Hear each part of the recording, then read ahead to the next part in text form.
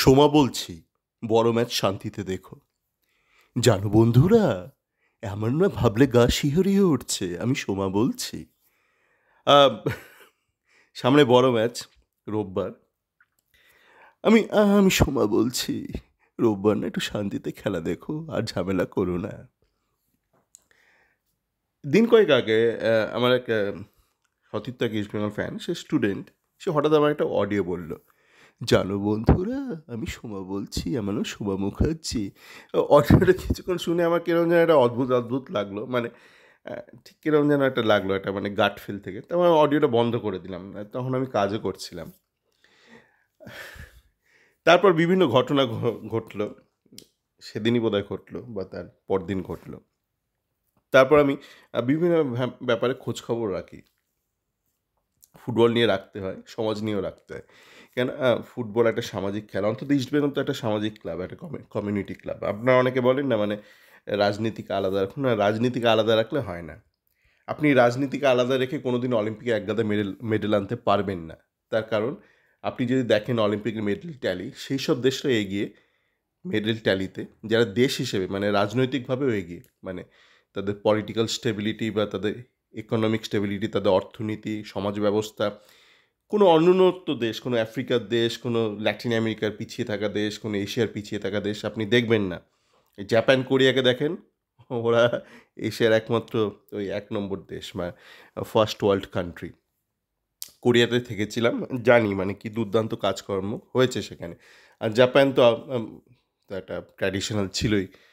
দুর্ভাগ্য যে সুভাষ এলো না, মানে সুভাষ বোস। যে ঘটনা হচ্ছে যে সামনের রোববার বড় ম্যাচ। আমি দেখছিলাম বিভিন্ন ফ্যান ক্লাব, মানে ইস্ট বেঙ্গলের বা সুপার জায়েন্টে, তারা বলছে, জানো বন্ধুরা, রোববার না কিছু একটা করতে হবে আমাদের। We want justice. ভাই, তোর কিসের জাস্টিস? মানে উই ওয়ান্ট জাস্টিস কথাটা শুনে আমার হাসি পেয়েছিল। মানে উই ওয়ান্ট জাস্টিস তখনই বলা হয় যখন ইউর ডিনাইড জাস্টিস, মানে আপনাকে জাস্টিস দেওয়া হচ্ছে না, তাই তো? তখন আপনি প্রতিবাদ করেন উই ওয়ান্ট জাস্টিস, মানে উই ওয়ান্ট ফুড, আমাদের খেতে দেওয়া হচ্ছে না, তখন আপনি বলেন উই ওয়ান্ট ফুড। তো জাস্টিসের ক্ষেত্রে এই যে একটা ঘটনা ঘটলো আরজিকর হাসপাতালে, সেটা নিয়ে তো প্রাথমিকভাবে রাজ্য সরকার, তার পুলিশ একদম নেমে পড়েছিল ফুল থ্রটেলে। তারপর বিভিন্ন কারণে কোর্ট কাছারির জন্য সাথে সাথে সিবিআইও নেমে পড়ল রাজ্য সরকারের পুলিশের হাত থেকে কেসটা নিয়ে। এখন আপনি কার এগেনস্টে বলছেন উই ওয়ান্ট জাস্টিস? এখন তো কেসটা সিবিআইয়ের হাতে। আপনার যদি মনে হয় চটজলদি জাস্টিস লাগবে, তাহলে আপনি সিবিআইকে গিয়ে বলুন। মানে এটা কি, মানে ব্যাপারটা কি? আমি আর এই ব্যাপার একটা না, মানে আমি একটা জিনিস বলি, মানে এই খেলা সংক্রান্তই বলি, কিন্তু ব্যাপারটা আমি সবসময় বলি, এটা কিন্তু একটা সামগ্রিক সামাজিক ব্যাধি, একটা তৃতীয় বিশ্বের সামাজিক ব্যাধি, that we block our brains, মানে আমরা ভাবনা চিন্তা করি না। কেন বলছি? কিছুদিন আগে প্যারিস অলিম্পিক শুরুর আগে একটা নেটফ্লিক্সে একটা সিনেমা দেখলাম, আর এটা মানে একটা কাল্পনিক একটা সায়েন্টিফিক ফিকশন, যে প্যারিসে যে নদী, যে সেন নদী, তাতে হঠাৎ করে কিছু হাঙর চলে আসে। প্যারিসে তখন একটা স্পোর্টিং ইভেন্ট রয়েছে, কয়েকদিন বাদে 1 সপ্তাহের মধ্যে একটা মেজর স্পোর্টিং ইভেন্ট। তো হাঙর মানে একটা মানে ম্যাসাকার করছে সেখানে। তো তখন মানে যে পুলিশ দপ্তর, যে পুলিশের যে গোয়েন্দা দপ্তর, তারা মানে খুব অ্যাক্টিভলি কাজ করছে। আর তখন প্যারিসের মেয়র, মানে কাল্পনিক গল্প, সত্যিকার ভাববেন না আপনারা, আজকাল আবার গল্পকেও মানুষ সত্যিই ভাবে। তো প্যারিসের মেয়র তখন খুব চাপ দিতে শুরু করলো, না সামনে অলিম্পিক্স, তুমি যে করেই হোক ব্যাপারটাকে বন্ধ করো, এই করো সেই করো। তখন খুব রাগ হচ্ছিল আমার দর্শক হিসেবে, মানে আশা করি আপনাদের ম্যাক্সিমাম লোকেরই হয়, যখন একটা গোয়েন্দা গল্প দেখেন, ব্যোমকেশ ফেলুদা থেকে শুরু করে যেগুলো আবার সাবর, যে মুখ্যমন্ত্রী ডাকছে বা কোনো নেতা ডাকছে, বলছে এক্ষুনি তোমার সলভ করতেই হবে, বা যে কোনো হিন্দি ওয়েব সিরিজ দেখেন, মানে পুলিশ ডেকে, মানে পুলিশকে ডেকে পাঠায় কোনো নেতা, মুখ্যমন্ত্রী, প্রধানমন্ত্রী, বলে এ কি এত ডিলে হচ্ছে কেন? তখন আপনার রাগ হয় না? আমার তো রাগ হয়, মানে দর্শক হিসেবে তখন এতটা ইনভলভ হয়ে যায়, এত চাপ দিচ্ছে কেন? কিন্তু এই ক্ষেত্রে আমি দেখলাম, মানে বাংলার অনেক ব্যক্তি, কলকাতার অনেক ব্যক্তি বলছেন একদিনে আমাকে কেসটা সলভ করতে হবে, একদিনে কেসটা সলভ করতে হবে। মানে এই ব্যক্তিরাই যখন এই সিনেমাটা দেখে তখন বলে এ কি বজ্জাত মুখ্যমন্ত্রী, বজ্জাত প্রধানমন্ত্রী, বজ্জাত মন্ত্রী, পুলিশ মন্ত্রী, এত বা যে কোনো নেতা, মানে তামিল বই ফই যে কোনো সিনেমাতে একই দিন দেখবেন, মানে তামিল সিনেমা, মালায়ালি বই, কান্নাড় যে কোনো ভাষাতেই দেখবেন, মানে পুলিশের ওপর চাপ দেয়, মানে সলভ তোমায় করতে হবে, ডিলে হচ্ছে কেন, বদলি করে দেবো। তখন কিন্তু আপনারা ব্যাপারটা নিয়ে পুরো মানে যারা চাপ দিচ্ছে তাদের বিরুদ্ধে বলেন, তখন বলেন না হ্যাঁ কেন ঠিকই তো বলছে, দুদিনে জাস্টিস হওয়া সম্ভব।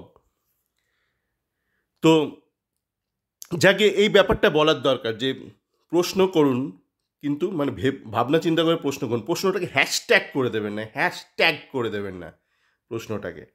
যেমন গতকাল একটা সিনেমা দেখছিলাম নেটফ্লিক্সে, ইন্ডিয়ান 2,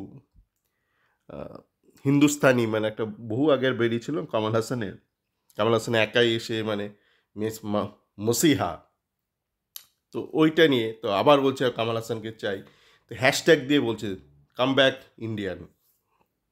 বইটা মানে খুবই হ্যাঁজানো বই, ফালতু বইতে শেষ করতে পারিনি, দেখি আজ বা কাল শেষ করব। তো আমাদের মধ্যে একটা রাগ আছে আর কিছু করার ক্ষমতা নেই, একটা অক্ষমতাও আছে। মাথাটাকে আমরা সযত্নে সাজিয়ে রেখে দিয়েছি, মানে কোনো একটা ছবির ফোল্ডারে, মাই ফোল্ডারে রেখে দিয়েছি। তো কিছু সমস্যা হলে আমরা চাই কি কোনো একটা মাসিয়া আসুক, নয়তো একটা হ্যাশট্যাগ আসুক। তো একটু ভাবনা চিন্তা করবেন, সামনে বড় ম্যাচ আছে, বড় ম্যাচে আমি চাই না মানে কোনো ফ্যান ক্লাব, সে ইস্ট বেঙ্গলের হোক, সুপার জায়েন্টের হোক, তারা আজকালকার দিনে যেসব ঝুট ঝামেলা হয় সেটা হোক, এটা হওয়া উচিত নয়। কেন, কারণটাও বলছি। আপনারা নিশ্চয়ই দেখেছেন কালকে ধ্রুবরতী একটা বিনেশ ফোগাট নিয়ে একটা ভালো একটা, ওর একটা যে আধ ঘন্টার একটা ভিডিও ছেড়েছে, সেখানে ওই ওজন কেলেঙ্কারিটা আমি যেটা খুব ছোট্ট করে 2 মিনিটে বলেছিলাম, সেটাও কিন্তু একই কথা বলেছে। মানে আমি নতুন কিছু বলিনি, যেটা শুনেছিলাম সেটার ভিত্তিতেই বলেছিলাম। ও আরও অনেক তথ্য দিয়েছে, কিন্তু মানে ওই ঘটনা সংক্রান্ত না, ওই ঘটনাটা যা বলেছে এক্স্যাক্ট তাই, মানে আমি যা বলেছিলাম এক্স্যাক্ট সেটাই ঘটেছে, সেটাও ও বিবরণ দিল। আপনারা দেখেছেন বিভিন্ন ক্ষেত্রে, মানে এখন ওই রঞ্জিত বাজাজ আনোয়ারের ওই চুক্তি নিয়ে, ওই ফিফার, যেটা আমি বাংলা প্যাচ অডিওতে বহু আগে বলেছিলাম, জুলাই 13 তারিখ বলেছিলাম, সেটা এখন বিভিন্ন জায়গায় ও এখন ইন্টারভিউ দিয়ে চলেছে, টানা ইন্টারভিউ দিচ্ছে একাধিক জায়গায়, ওই ব্যাপারটা কিন্তু একই জিনিস বলছে। তো একটু ভাবতে শিখুন।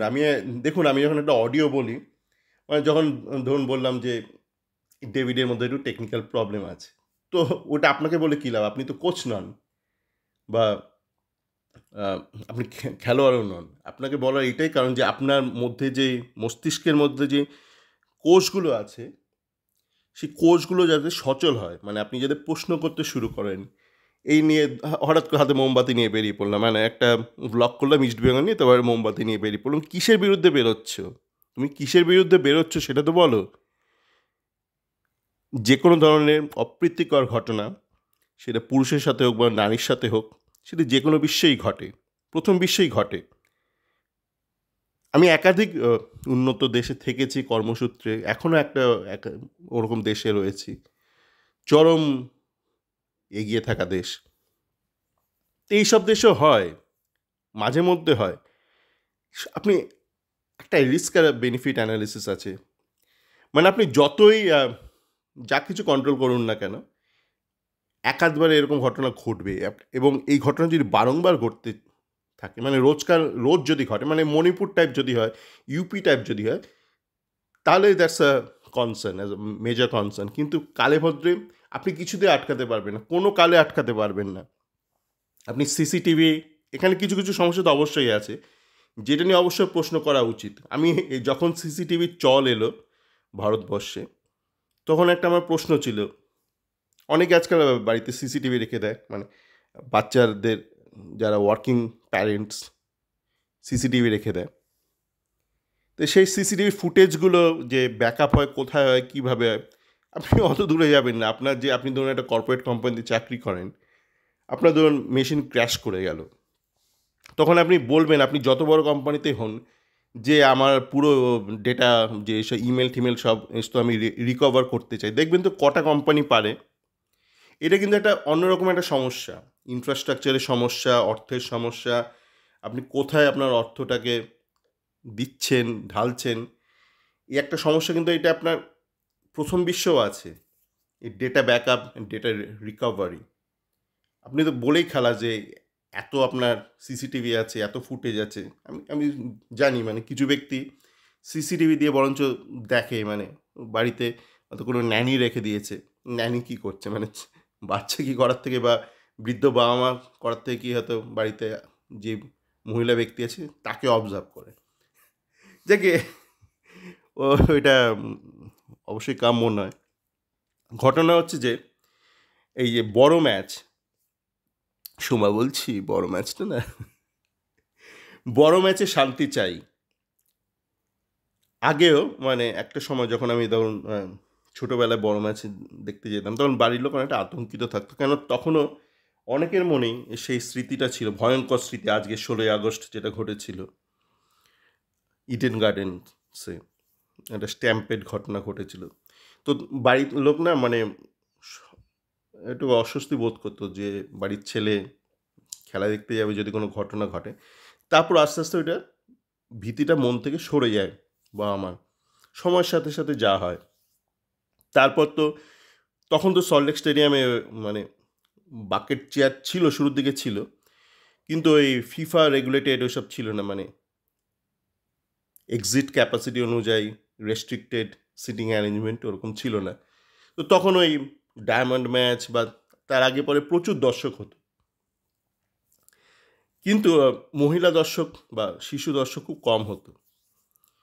তারপর ট্রেন্ডটা বদলালো, মহিলারা আসতে শুরু করলো, শিশুরা আসতে শুরু করলো, যেটা খুবই দরকার। আমি যখন রিসেন্ট লন্ডন ট্রিপে যখন কিছু নাটক দেখতে গেলাম, তখন অনেক শিশুকে দেখেছি নাটকে, যেটা খুব দরকার। যে কোনো মানে আপনার খেলা হোক, আপনার নাটক হোক, শিল্প সাহিত্য সংস্কৃতি, সেখানে যদি শিশুদের বা মহিলাদের অংশগ্রহণ না থাকে, সে কিন্তু ধীরে ধীরে মরে যায়। আপনি কিছু দামড়া মরদের নির্ভরশীল হয়ে কোনো কিছু অনন্তকাল চালাতে পারবেন না। দামড়াগুলো তো বৃদ্ধ হয়ে যাবে, তারপর মারাই যাবে। মানে আপনার যদি নেক্সট জেনারেশন, আপনার শিশুরা, মহিলারা, মহিলারা কেন দেখুন, একটা হচ্ছে মহিলাদের একটা হিউজ পার্সেন্টেজ আছে একটা গ্লোবাল পপুলেশনে। তাছাড়াও একটা খুব প্র্যাকটিক্যাল বলছি, হয়তো একটুখানি হয়তো স্বার্থপর শোনাবে। ধরুন একটা ছেলে আর তার সদ্য বিবাহিত বউ বা গার্লফ্রেন্ড, একটা বিকেলাতে ইস্টবেঙ্গল ম্যাচ আছে, এখন বললো চলো মাঠে, এমন না না চলো সিনেমা দেখতে যাই। তো খুব মুশকিল আপনার পারিবারিক জীবনে তখন। কিন্তু যদি মহিলাটিও যদি জানে যে খেলা দেখা ইজ অ্যান এন্টারটেনমেন্ট, সে তখন বলে চলো আমিও যাই, তখন আপনার কিন্তু একটা টিকিটের বদলে দুটো টিকিট বিক্রি হবে। কিন্তু যদি মহিলা বলে বাবা ওখানে বড় ম্যাচ, না না না তোমাদের ওখানে কী সব ঝামেলা হয়, ফ্যান ক্লাবরা খেয়ে মারপিট করে, কে যাবে বাবা, অশ্লীলতাহানি হতে পারে, আমি সোমা বলছি আমি যাব না, তুমি যেখানে ইচ্ছে যাও, আমি সোমা, আমি কিছুতেই যাব না।